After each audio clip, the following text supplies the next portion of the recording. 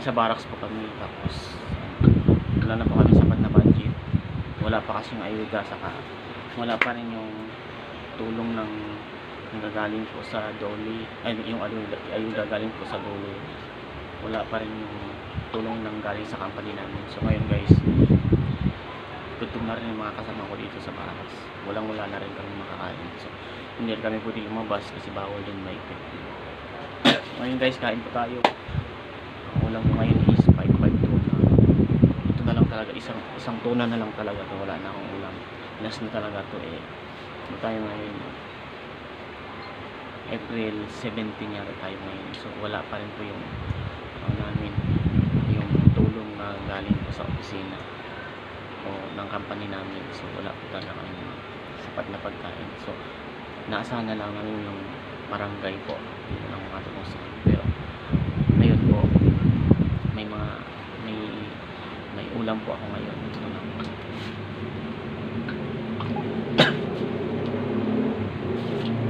5-5 tuna. Ito lang po talaga. Nalas na lang po. Tapos makasamaan po hindi pa nakakain. Ganito kami sa barracks. Walang. Ngayon guys, ganito makain tayo. Kaya wala. O, 5-5-2. So ngayon, kain po tayo.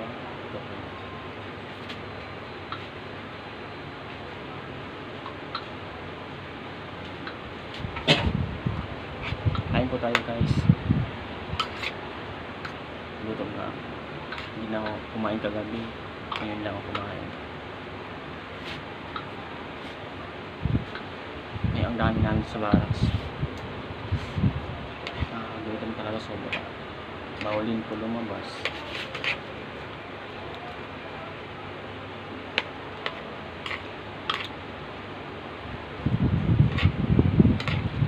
Buti nga po may natira pa talaga akong nagsaing po ako, tapos may natira po akong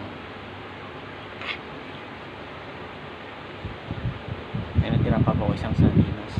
5-5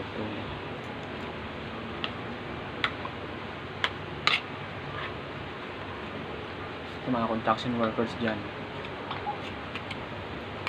na stand kagaya hirap ulit. Kamusta lang kaya kayo?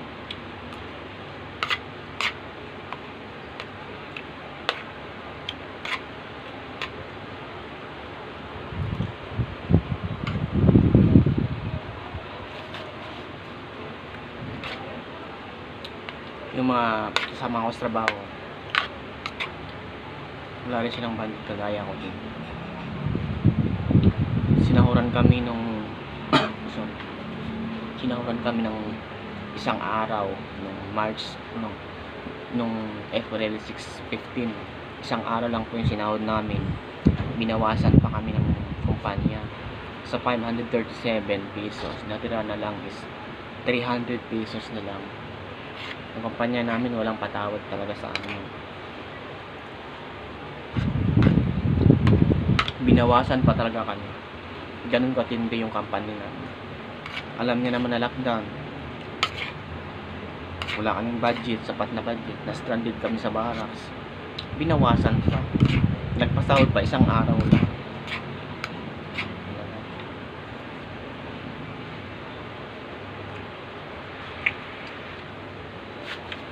Yun nga po, ay yung nagkaltas yung company namin ng sweldo namin sa isang araw, binawasan pa kami.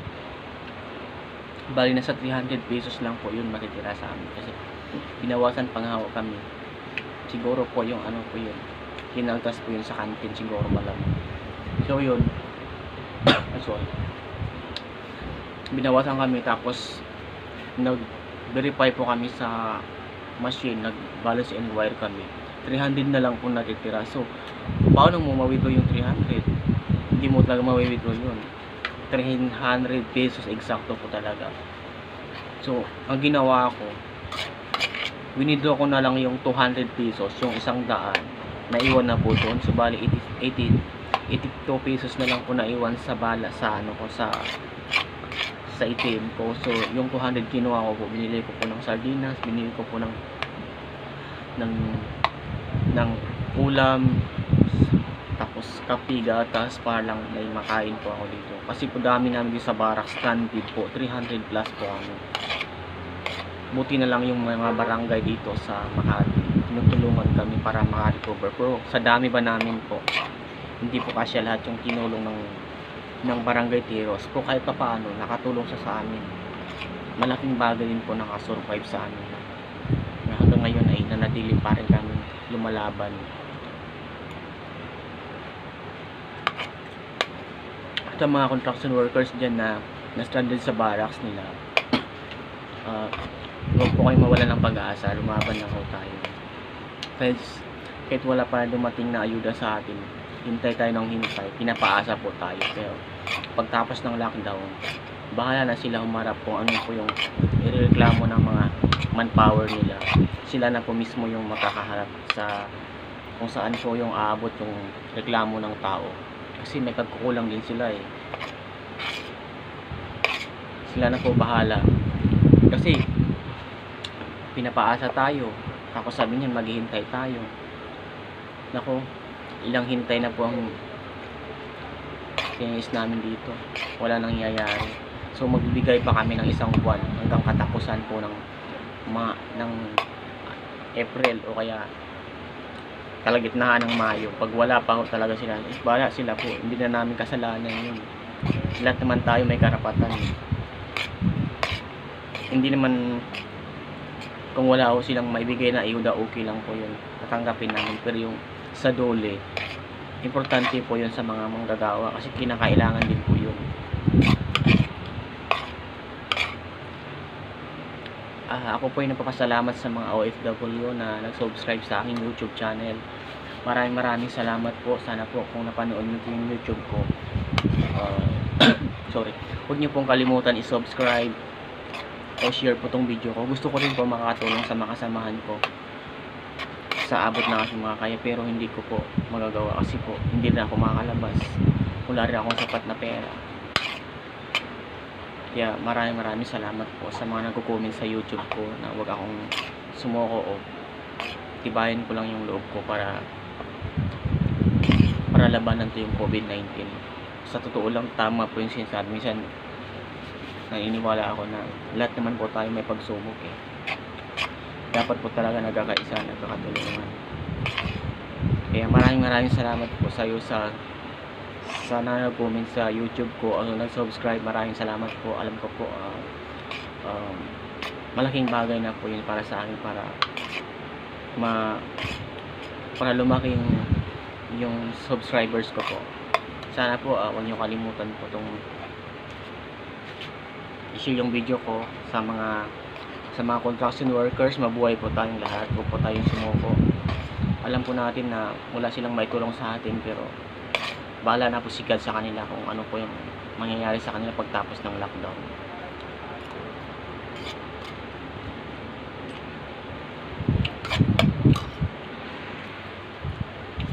Yung bigas na sinaing ko ngayon, na kinain ko galing pa yon sa barangay. Pinaghahati-hatian namin dito ng mga kasama ko sa barracks para makakapagsaing kami. Yung iba hindi rin sila nakakapagsaing dahil wala kasi silang kaldero, wala silang super pagan. So sa akin, ang ginawa ko kung bakit ako nakapagsaing, yung may kasama kasi ako dito na mabait din. So ngayon, ako na lang naglagay ng ng kalan niya kasi wala nang laman. So ako na lang nagpalagay ng para magkaroon ng laman. Tapos ayun, may kaldero din po ako. So ngayon nakapagsaing din po ako. Tapos yung mga samahan ko nakiambag din sa akin ng bigas nila.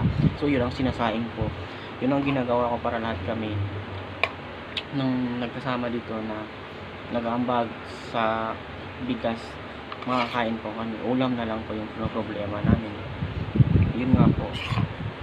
Kaya hindi rin kami pwede lumabas ng labas kasi bawal nga po lumabas, diba? So ginagawa namin, nagsaing kami, tapos may ulam, bibili na lang kami kung may natitira pa kaming pera. Ngayon wala na po talaga kami natitira pera.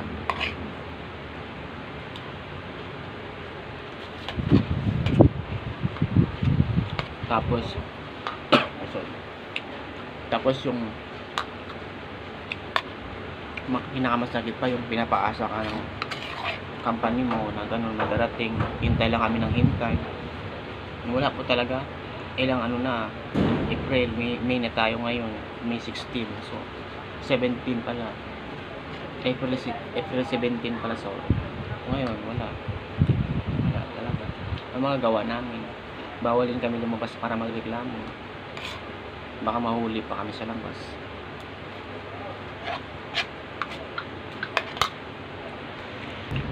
So ayun guys, nakakain na rin po ako. Pamayang hapon na lang yung problemahan ko ulit, kasi sunod na naman kinabukasan.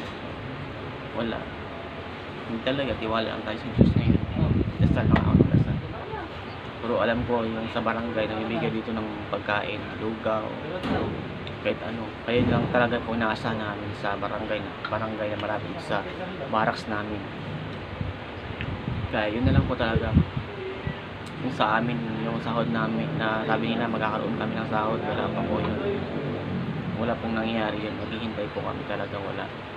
Sabi nila, no work with pay, wala po yun. Malabo po yun, sasabaw ng pusit. Kaya kami ngayon, kung ano po yung itulong sa amin, pasalamat lang din kami. Yun lang po talaga. So ngayon guys, minsan talaga nakakalungkot, hindi mo naisip ko yung pamilya ko, kamusta na kaya sila, may makain pa kaya sila. Hindi ko rin sila matulungan dahil wala din po ako. Ganun talaga dito, nakasama ko din, walang.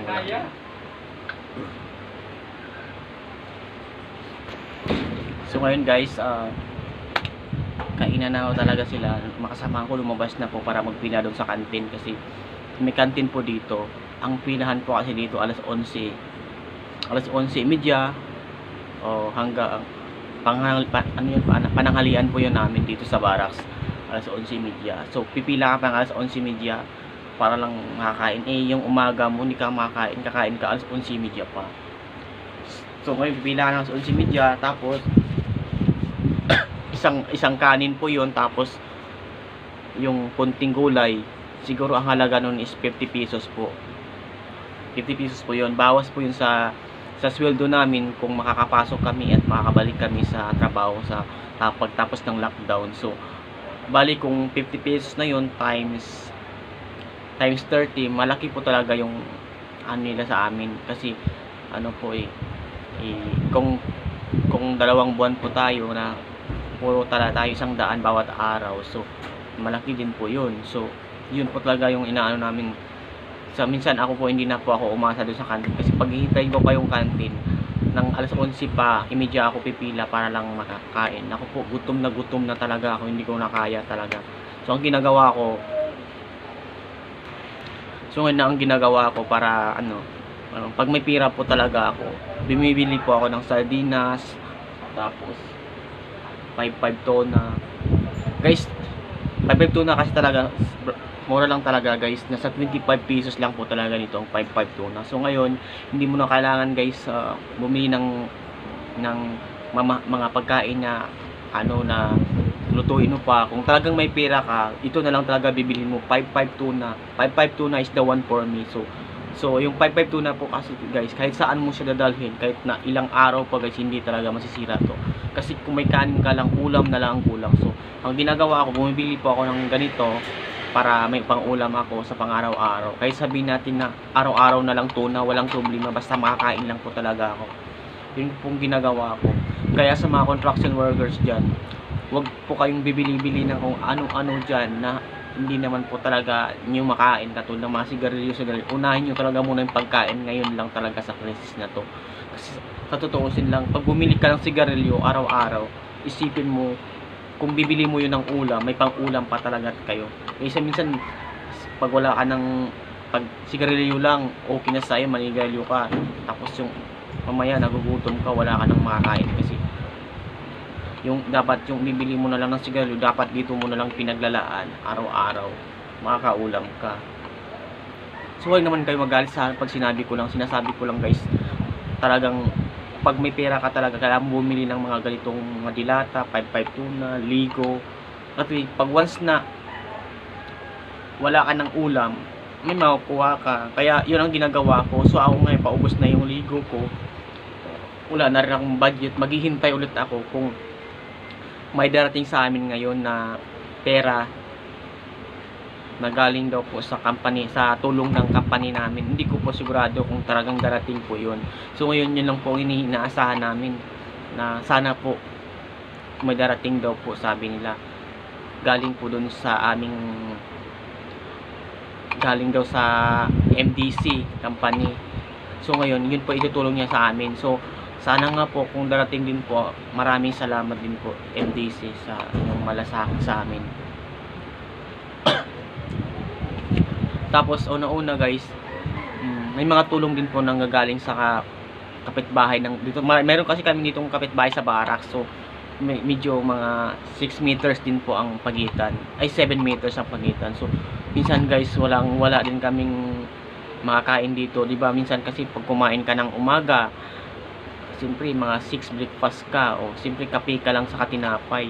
So minsan mamaya yan, pag naramdam mo ng alas 11, gutom ka na, wala ka nang makakain. So guys, ang ginagawa sa awa ng Diyos. So ngayon guys, maraming salamat po dun sa kapitbahay namin dito sa Barracks. Kabilang kalsada po yung nagbigay sa amin ng sardinas, itlog, at saka lupa, kung ano-ano pa. Maraming salamat sa inyo, dahil sa inyo ay nakakatulong po kayo sa amin dito sa loob ng Barracks. Sa dami-dami namin ay minsan nagkaagawan kami ng ulam. Sa sobrang saya namin, minsan nawala yung lungkot namin sa pangamba sa pamilya namin. May mga tao din kasi na nasa kabilang bakod lang, sa kabilang kalsada lang, ay may mga mabuting loob sila para bigyan kami ng ulam o hagisan kami ng sardinas sa itlog. Maraming salamat po sa inyo. Okay. Ayun ngayon guys, dito sa loob ng Barracks namin, bali nasa 24 container van po kami dito sa loob ng Barracks. Kaya sa dami-dami namin dito, yung iba nakauwi na ng probinsya, yung iba ay hindi pa nakauwi. So bali natira na lang dito sa Barracks, nasa 200 plus na lang po. Nung nakaraan, mga bago po kalagitnaan ng lockdown, nasa 300 plus nakauwi na po sila. Sinundo na po sila ng mga contractor nila dito sa Barracks, kaya nakakauwi sila. So kami po, layo pa kami, sa probinsya pa kami, hindi kami makakauwi ng basta-basta kasi pag umuwi kami, wala naman kami masasakyan na barko, wala naman kami, kasi dayong dagat pa kami, sa kabila pa, kami, sakay pa kami ng barko. So yun nga, hindi kami nakauwi, kaya dito lang kami natili sa Barracks.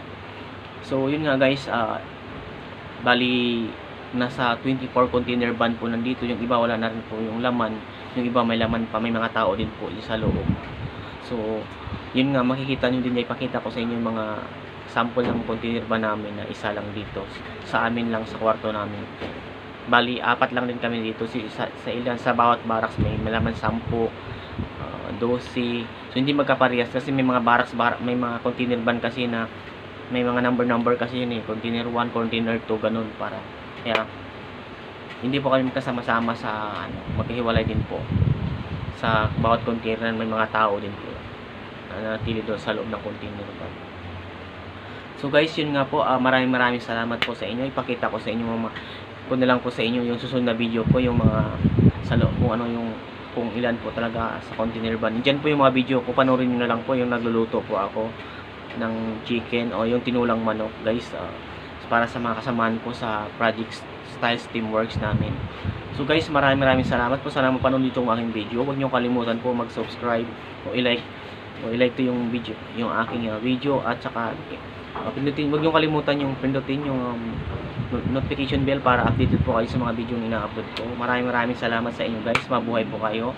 Sa mga construction workers, huwag kayong magwawala ng pag-asa. Sa mga OFW, alam ko sa inyo, alam ko na nandiyan po kayo din, wala din kayong trabaho, nag-lockdown, naapektuhan din kayo ng lockdown.